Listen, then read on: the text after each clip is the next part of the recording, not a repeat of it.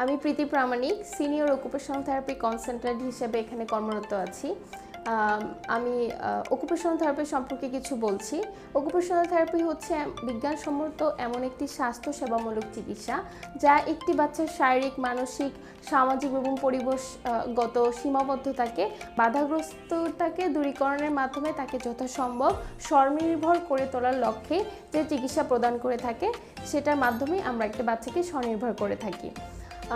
Occupational থেরাপিটা কখন একটি বাচ্চার জন্য প্রয়োজন?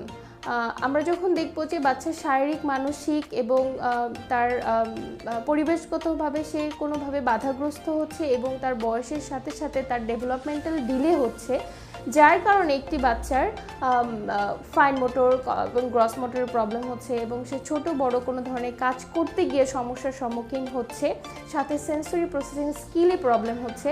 যেমন অনেক সময় বাচ্চা দেখা যায় অনেক ধরনের জিনিস হাতে ধরতে চায় না, চুল কাটতে চায় না, নখ কাটতে চায় না, বাচ্চা খাবার খেতে প্রবলেম হয় সেন্সরি ইস্যু থাকলে, বাচ্চার চিবাইতে প্রবলেম হয় এবং কিছু খাবারের টেস্ট নিতে চায় না, স্মেল নিতে চায় না, সেক্ষেত্রে প্রবলেম হতে পারে। এই ধরনের প্রবলেম যখন আমরা দেখব তখন অ্যাজ এ অভিভাবক হিসেবে একজন অকুপেশনাল থেরাপিস্টের শরণাপন্ন আপনারা হবেন। ধন্যবাদ।